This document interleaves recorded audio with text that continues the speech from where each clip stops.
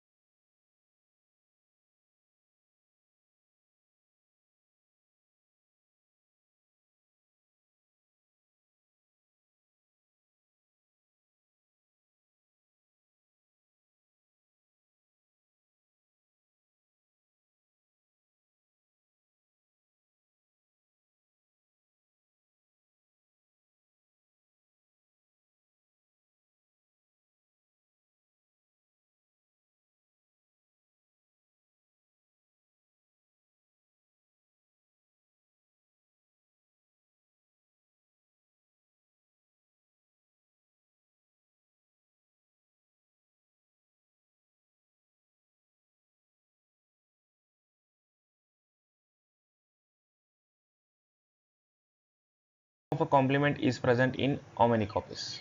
So when we talk about tetrasomic, it is represented as 2n plus 2. That means a chromosome complement of a single chromosome is present in 2 extra copies. So what I mean to say is, if 2n, for example 2n is equal to 4 in certain organism, so this will be the chromosome complement. If there is a tetrasomic condition, then if either chromosome 1 will have 2 extra chromosomes, or chromosome 2 will have 2 extra chromosomes. If this is occurring, either of these cases occurring, what is the total number of chromosomes complement you get? You will get 4 for any chromosomes for which it is duplicated, right? So that is what it means. So you might be confusing it with it too, because extra 2 chromosomes will be present, so you might be answering it as 2, but you have to consider all the chromosomes, so that will be 4, not 2. Next, so how many different types of gametes are produced by individual having a genotype capital A small a, capital B small b, capital C, capital D small d and capital E small e. So different types of gametes are always equal to 2 power n, but you have to remember what is n. Many students confuse with n with number of genes. So this is not number of genes, this is number of segregating genes or heterozygous genes. So we have to only consider the heterozygous genes when we are calculating the gametes, phenotypes and genotypes. So number of gametes is 2n. What about number of phenotypes? Number of phenotypes is also 2n, but n is equal to number of segregating or heterozygous genes.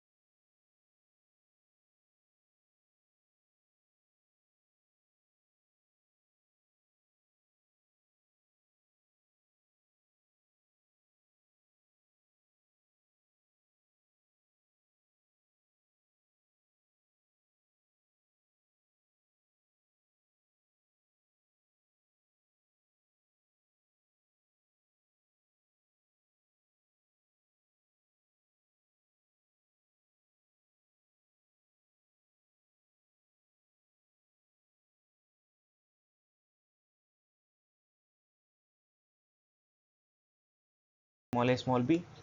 So if you just give the checkerboard, so you will get that only first one will be capital A capital B and last one will be small a small b. So if this is the case, it is 2 power 16. So only 2 out of 16 will be having fully homozygous condition, right? So this is what extreme of either parent means, because we will be crossing capital A, capital B cross with small a, small b, small a, small b.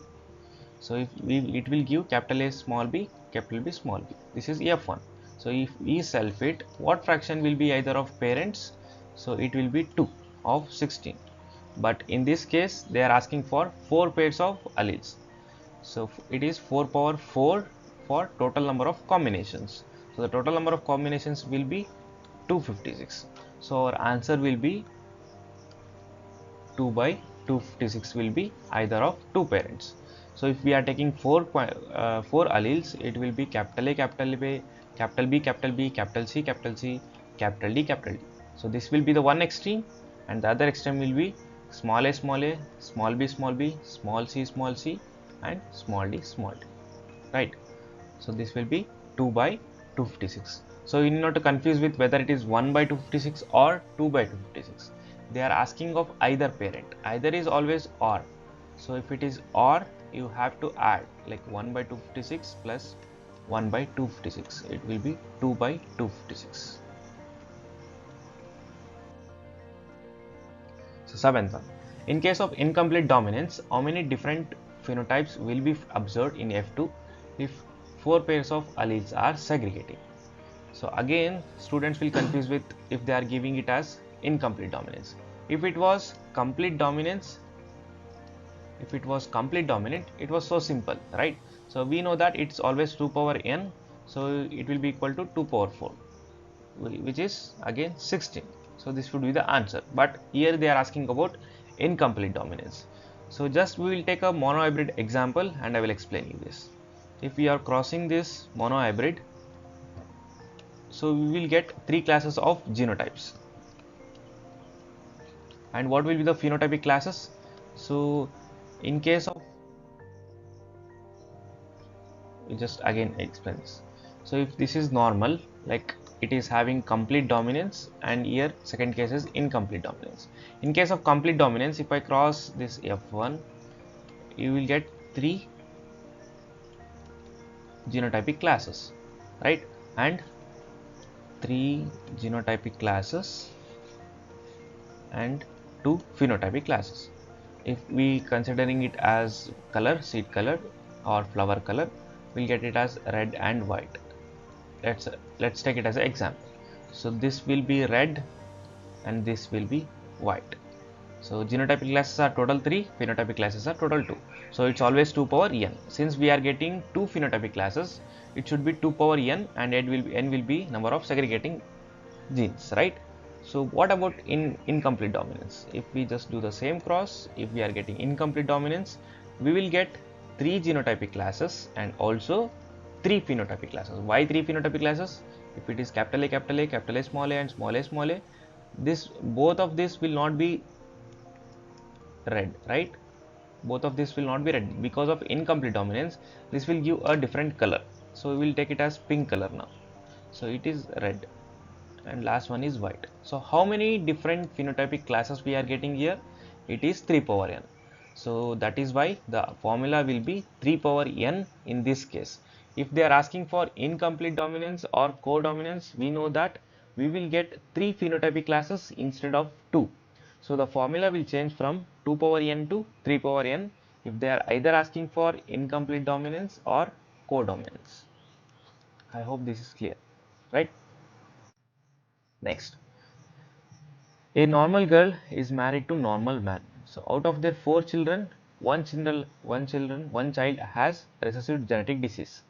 So what are the genotypes of two parents for this gene A if they are responsible for diseases? It is simply visible that the answer is capital A small a, capital A small a.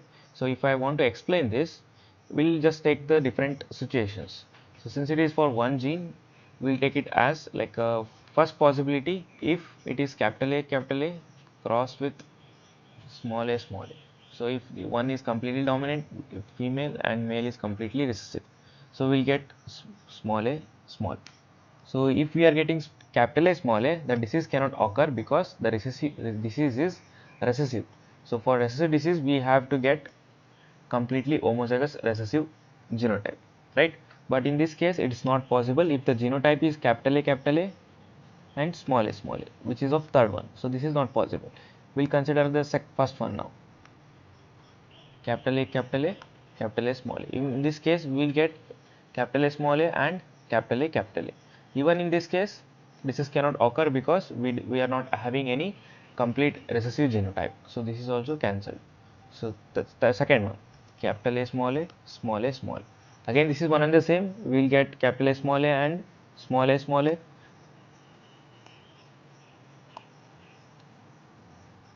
In this case, we will get a disease in the child since it is recessive genetic disorder, but they are clearly given that both of the parents are normal. But if it is small a, he should be diseased. He should be having recessive genetic disorder. But in the question, they are clearly given that both parents are normal. So second case will be also wrong. So only option left is fourth one, where if you cross the two heterozygous, or if you just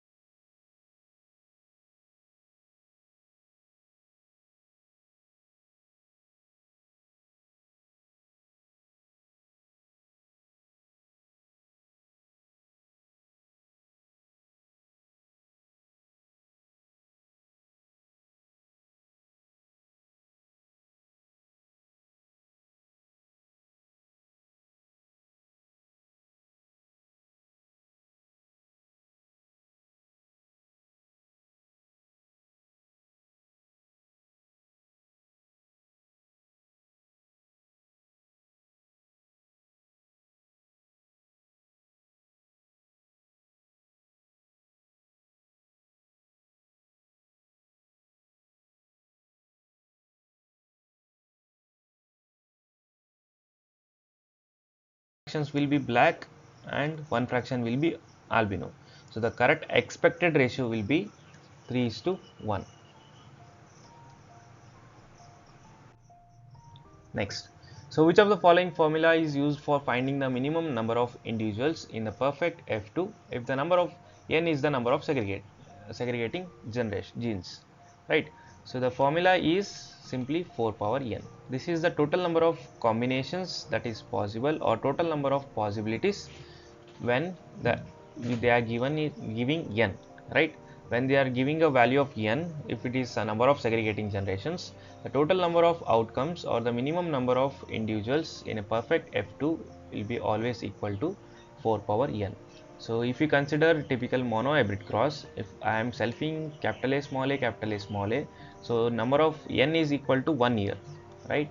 So what will be the case of F2 population? So it will be capital A small a, which is of 2 repeated 2 times, and small a.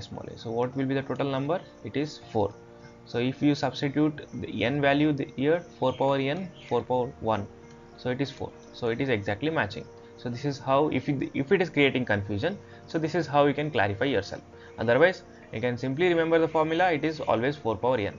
So just to recall, if they are asking for gametes, it is 2 power n. If they are asking for phenotypes, again it is 2 power n.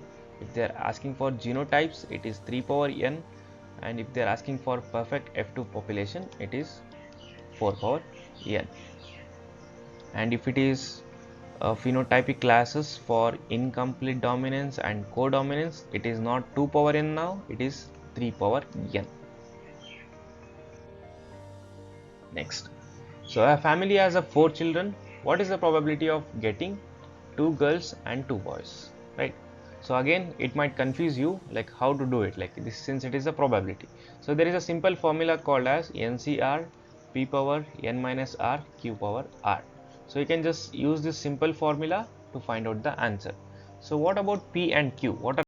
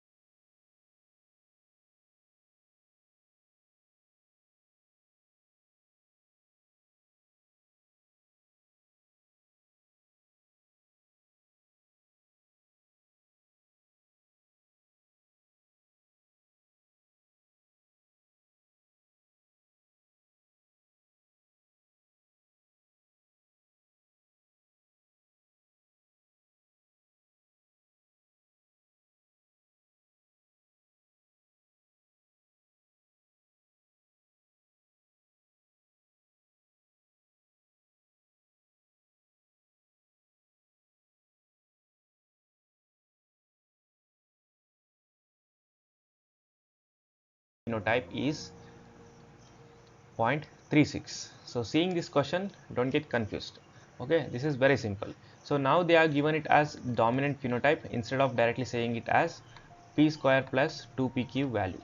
So they have directly given p square plus 2pq value as 0.36, right?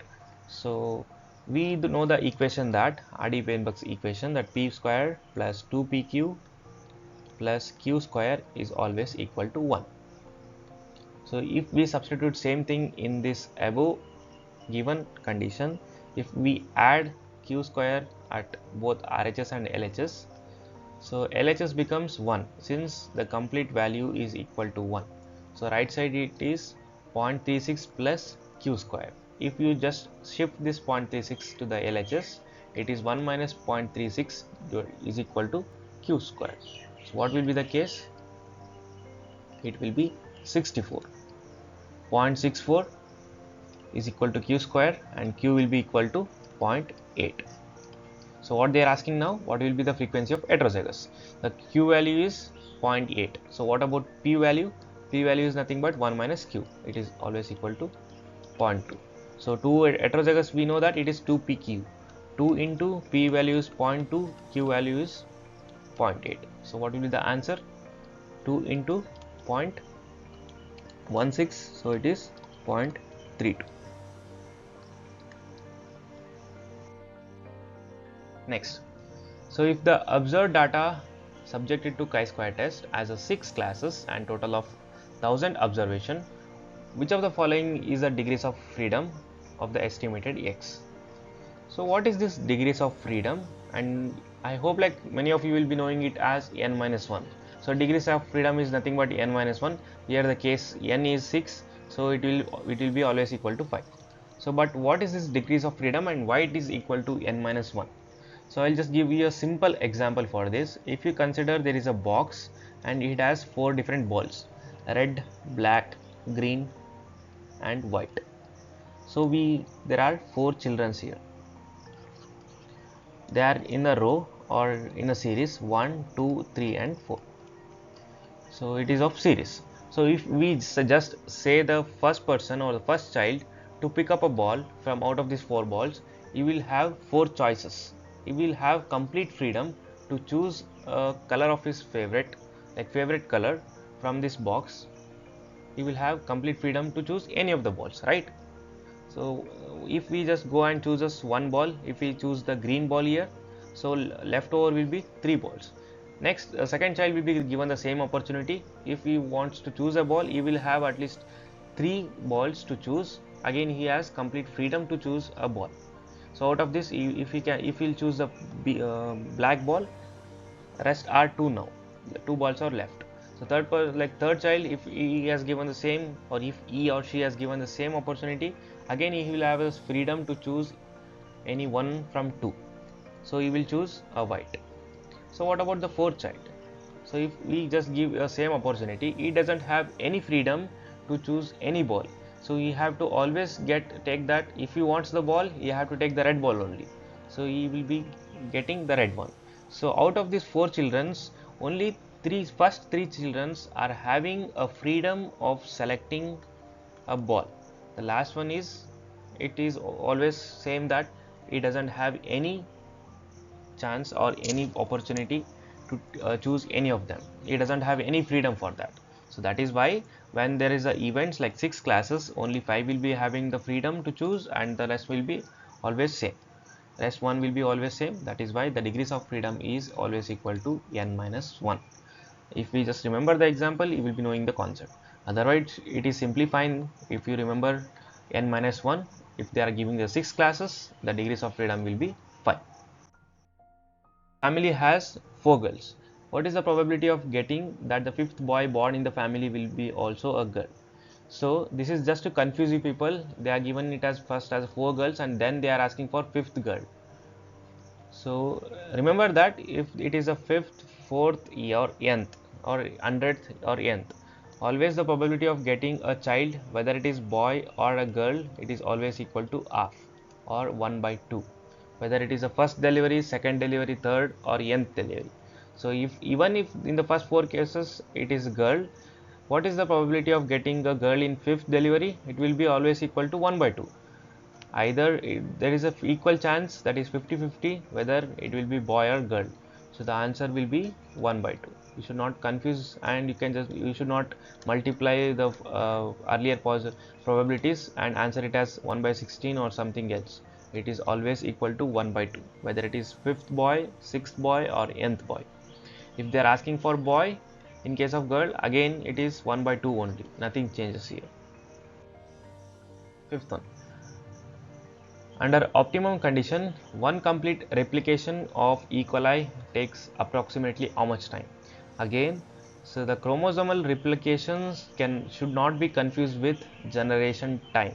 It's because in the E. coli, the generation time we know that it is of 20 minutes.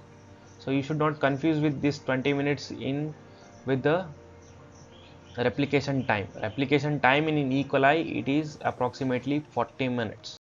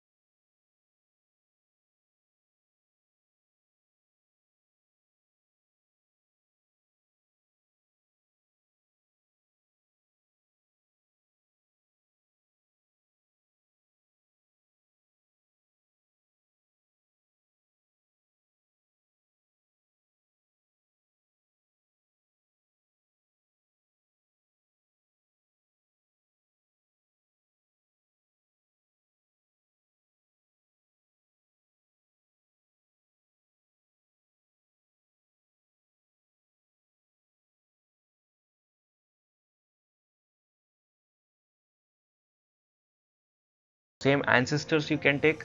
So in that case, it is probability is always equal to 1. So that won't change. If it is capital A in its ancestor, in its progeny, or in its in future generation also, it is capital A derived from the same ancestor. So that is why the answer will be 1, not 0 here. Okay. So these are the questions that I wanted to discuss in this video. So you might be seeing many kind of questions in many kind of papers, mock papers that you see in different platforms. See, like it's been very diluted that many like illogical questions have been added, and also many questions from CSIR, GATE, or different NEET questions are also been added in your mock test. But if I tell you like they are not of any standard, so you have to stick yourself to the concepts that you are learnt in the genetics, So the questions, if they are asking, they will be definitely asking from the questions that I have discussed, the patterns that I have discussed, not from any complicated type. See, it is completely diluted that you might get lot of questions that are not of any standard, or many times they will be illogical, right? So you need not to just focus on those questions, or you need to divert yourself just solving those questions, because you ultimately won't get any answer to that question, right? So just stick to the basics, just make your basics strong, and also try to solve the questions which are actually standard, and just try to remember the formulas that are present in your syllabus, right? So we'll definitely come up with second video if we just cross the 1K views on this video and at least 25 to 30 comments. So it's all up to you. You have to share this video, you have to like this and comment on it, so that we will get a maximum reach. Okay, so thanks for attending. So we will meet in the next video.